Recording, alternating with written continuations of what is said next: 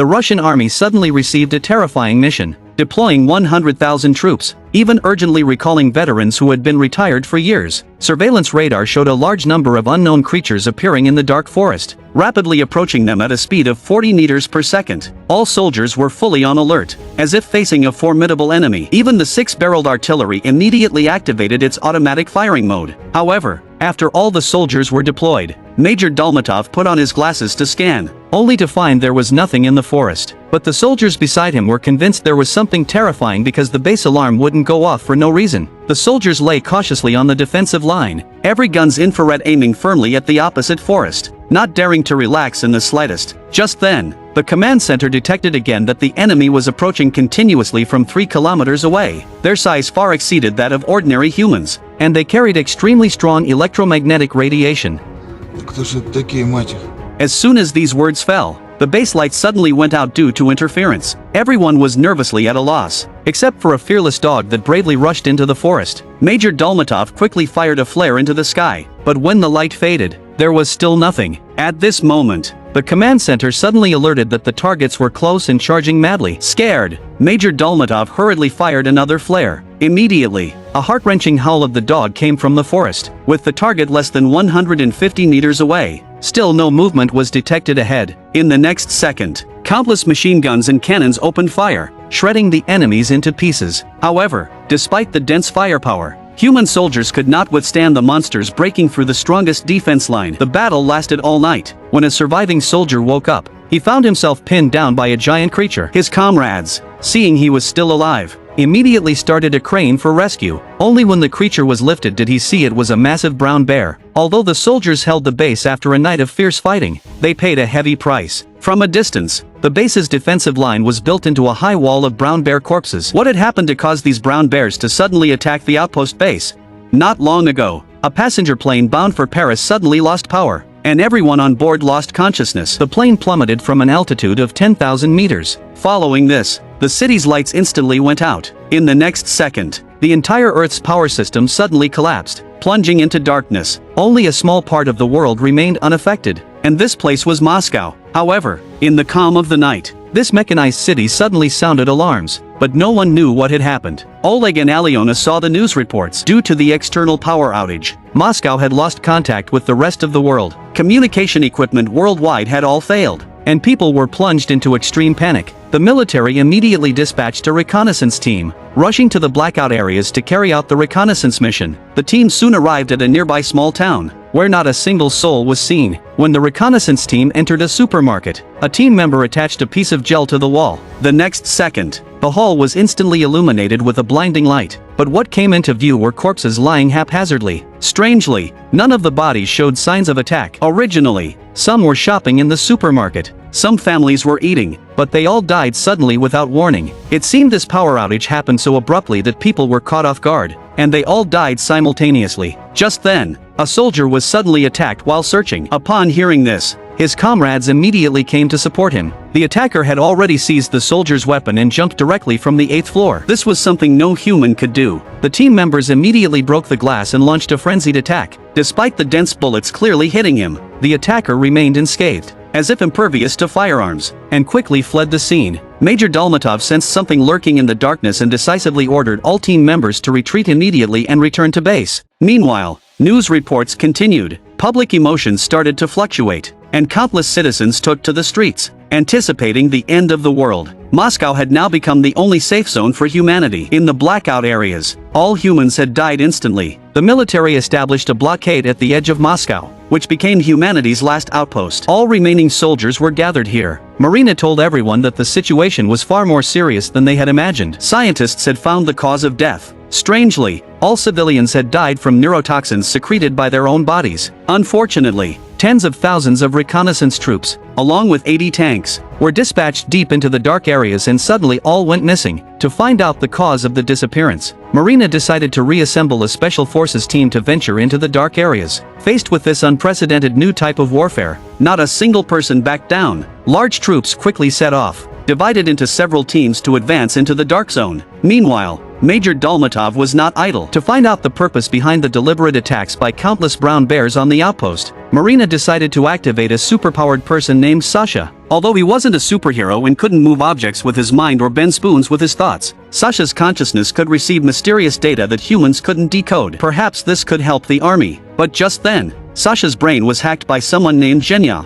who came to deliver a message. All the terrifying events were being controlled by a deity. The first wave of attacks would destroy all electronic devices. The second wave would trigger all living beings' self-destruction. The third wave would have 160 million mind-controlled humans in the dark zone, puppets attacking the survivors in the safe zone. Before the third wave began, Sasha needed to meet someone to help find and control the deity controlling the puppets to stop this from happening. The next day, the special forces sent to explore the dark zone had found the missing reconnaissance unit, but what they saw shocked them even more. Bridges destroyed by crashed planes, tanks obliterated, turrets blown up. A city that originally had a population of 60 million was, overnight, carved out into a massive fan-shaped gap by a mysterious force. At the same time, the third wave of attacks had begun. As exploration and news reports revealed more, the public grew increasingly panicked. The 160 million survivors in the dark zone had all turned into unconscious puppets, suddenly emerging and wielding clubs, launching frenzied attacks on the army. Frankly speaking, this was a new form of warfare. The high command in the safe zone received the news but couldn't figure out what was going on. To cope with the crisis, the military decided to take the initiative. First,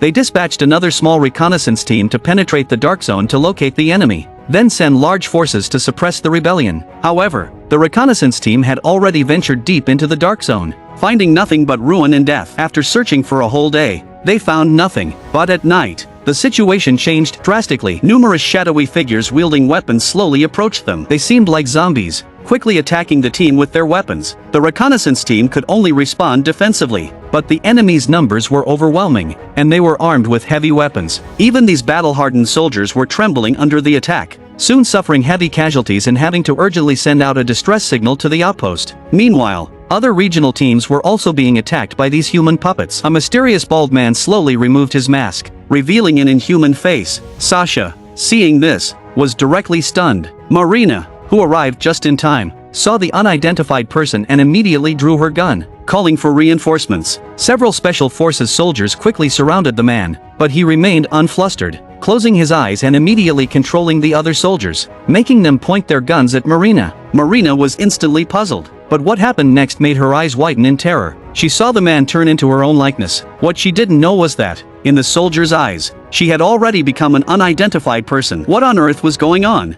At this moment, the man slowly walked up to her and said that he had just given a simple demonstration of his power, which was more effective than a lengthy explanation. He then revealed a shocking secret that had been hidden for 200,000 years. In the conference room, the man told Marina that he was a higher life form from a distant galaxy. They were immortal and each had superpowers. Their main stellar resources had been depleted, and they needed to colonize a new planet. As early as 200,000 years ago, they set their sights on Earth, viewing it as their future habitat. At that time, Earth's climate was not suitable for living, and their giant colony ship would take 200,000 years to reach Earth. So, they sent a smaller ship ahead to transform the planet. There were 2 alien pioneers on this ship, one of whom was the man before her, ID, and the other was Lavrin. Their mission was to release a gene virus, and this virus was humanity. Humans were the perfect creation, modified with alien genes. Therefore, humans and aliens had many similarities. However, humans were deprived of spiritual essence and could not absorb the energy of the heavens and the earth, thus suffering birth, aging, illness, and death. But they had the ability to reproduce, spreading the virus faster. Humans also inherited the aliens' advanced intelligence, instinctively developing civilization on Earth and continuously transforming the planet. As a result, humans completed their task thousands of years early, making Earth highly suitable for the aliens. Now the time had come for the aliens to reclaim Earth. Before the arrival of the alien ship, Lavrin, following the original plan, initiated the destruction process, controlling all life on Earth through electromagnetic radiation. Since the moon had just risen, it blocked some of the electromagnetic radiation, leaving one last life zone on Earth. However, everyone in the dark zone had been controlled by Lavrin, completely losing their independent consciousness, and it wouldn't be long before they surrounded the life zone. The human counterattack process would be a process of self-slaughter, and the giant colony ship carrying millions of aliens was scheduled to land on Earth tomorrow. If the 10 war gods of the aliens also landed on Earth, the entire planet would be completely ruled by aliens. Fortunately, ID had a sudden change of heart and wished to coexist peacefully with humans, deciding to help the remaining humans through this crisis. To realize this plan, they had to find Lavrin's location and eliminate him before the colony ship arrived. Marina had no choice. Given the current situation, she had to trust him, and the only one who could locate Lavrin was Sasha. With his sensing abilities, ID placed his hand on Sasha's forehead, and in an instant, Sasha's sensory abilities increased 100-fold. Sasha quickly sensed Lavrin's location and swiftly sketched it on paper. ID recognized the place immediately, but Lavrin also sensed that he was being watched. Meanwhile, all the reconnaissance teams in the Dark Zone faced enemies several times their number and were collapsing across the board. The remaining small teams were barely holding on and launched signal flares, hoping for base support. At the base, everyone realized that almost all directions had sent out signal flares. Major Dalmatov saw the collective distress signals from all sides and felt powerless. With time running out, the main force prepared to set off into the Dark Zone to eliminate Lavrin. Just then, Sasha told ID that in locating Lavrin, he had also exposed his own position to avoid unnecessary trouble. ID decided to leave Sasha at the base, but the main force hadn't gone far when numerous missiles suddenly flew toward the outpost base, resulting in a fatal attack. The last human base was leveled, and the soldiers stationed there, including Sasha, were obliterated. Marina and the reconnaissance teams became the last survivors on Earth. Seeing the innocent soldiers die tragically, an enraged Marina aimed her gun at ID. However, ID calmly explained that as humanity's last hope, sacrifices had to be made. Only by creating the illusion of total annihilation could they make Lavrin lower his guard. If we had taken Sasha with us, we would all be dead now, and human civilization would be utterly destroyed, ID said. Early the next morning, the reconnaissance teams trapped in the Dark Zone gathered together. After a night of fighting, only the 4 main characters of the film and 1 injured comrade remained, and they were all out of ammunition. Just as they were at a loss, the main force arrived in time. The 3 groups merged and prepared to search for Lavrin, the puppet master, for the final showdown. On the way, ID hypnotized the others and had a private conversation with Yuri, revealing that ID had his own agenda. Not long after, as they neared their destination, they were intercepted by puppet people. The puppet people were densely packed, all lined up obediently, some even strapped with explosives, leaped from high buildings in suicide attacks. A fierce battle erupted on the puppet-filled street. The armored vehicles unleashed their strongest firepower, mowing down enemies and leaving a trail of blood and corpses. Yuri tried to rush forward and take down Lavrin but was too confident and almost got thrown off the 100-meter-tall building. ID turned around and gathered his strength in his fists, engaging in a silent hand-to-hand combat with his former friend. Expecting a dramatic superpower showdown, they were instead treated to an ordinary close-quarters brawl, but the two were evenly matched, neither able to defeat the other. Meanwhile, the main force downstairs had run out of ammunition and was finally overwhelmed when a puppet person drove a tanker truck into their position, taking out Major Dalmatov and his team with a massive explosion. The noise distracted Lavrin, giving ID seized the opportunity to give him a direct hit and rip out the controller from Lavrin's chest. ID told Yuri to finish him off, and a white phosphorus grenade was quickly shoved into Lavrin's chest. After a struggle, the puppet master alien was finally defeated. Just when everyone thought the crisis was over,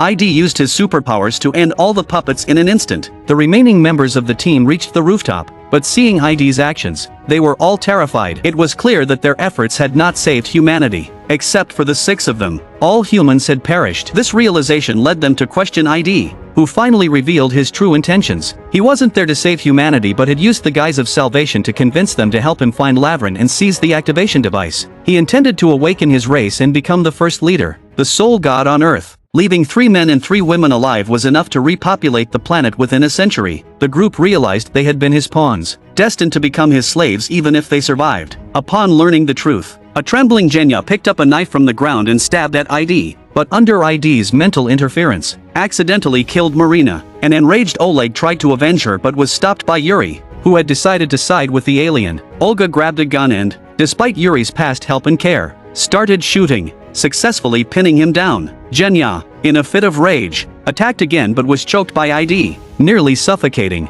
Oleg tried to shoot ID but was confused when ID transformed into his father's appearance. As Oleg hesitated, ID made everyone present appear as his father, exploiting his skill at manipulating minds. At this moment, Genya found ID's true form and jumped off the 100-meter building with him, sacrificing himself to take ID down. Surprisingly, an alien capable of healing from bullet wounds was killed by the fall. The scriptwriter's ingenuity in this plot twist was remarkable. Now only 3 humans remained, and they stood in shock as an enormous spaceship slowly descended, shattering their hopes. It was clear that the million-strong alien army had arrived. signaling the end of humanity. How could they defeat millions of aliens? Just then, the activation device reacted, and the spaceship's doors began to open. Strangely, no aliens emerged. Cautiously, the three approached and entered the spaceship, only to be stunned by what they saw inside. The aliens were in hibernation, millions of stasis pods neatly arranged, holding aliens who had been asleep for 200,000 years, about to awaken. How could the last three humans eliminate millions of sleeping aliens?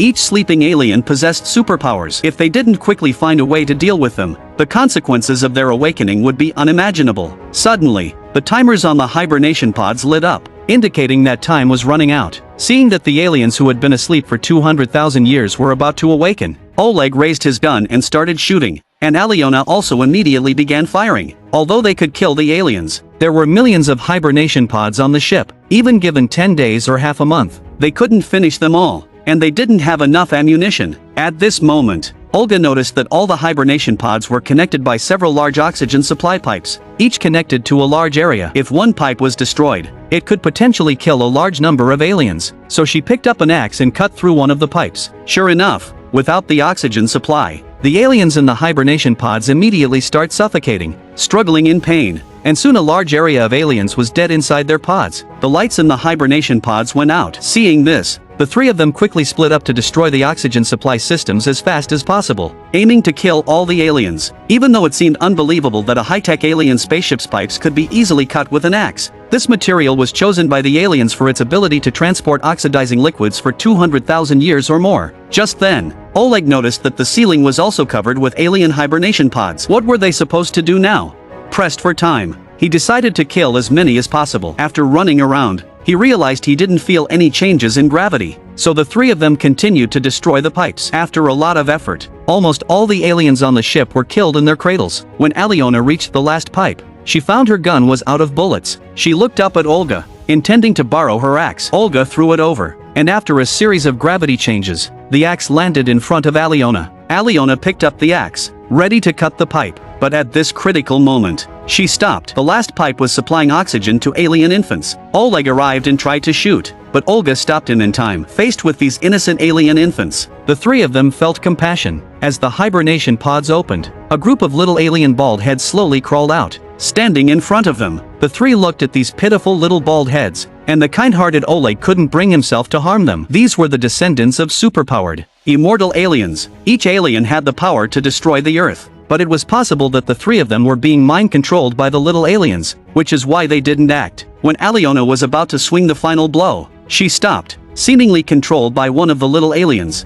and then saw the children in the pods. Some might wonder why an advanced civilization's spaceship would land on Earth without weapons, intelligent management, or wake-up services, and why it would open its doors as if inviting humans in for a massacre. Personally, I find the film's settings quite innovative. When aliens invaded, humans fought to protect their homeland, only to be told that they were the real invaders. Humans were actually a virus released by the aliens on Earth, the first step in their invasion plan. The next step was to control the thoughts of all life within the electromagnetic radiation range through waves. The third step involved using the mind-controlled human puppets to attack the unaffected life zones, exterminating all species or leaving some to welcome the aliens like gods. Hence the lack of security measures on the colony ship. Unexpectedly, internal strife between the two aliens led to the deaths of all the advanced team members, resulting in the activation key falling into human hands. The ship's doors opened automatically, humans to enter with the activation key, leading to the total annihilation of the aliens. The movie ends here. I'm a movie lover, and I welcome you to subscribe to my channel. See you next time.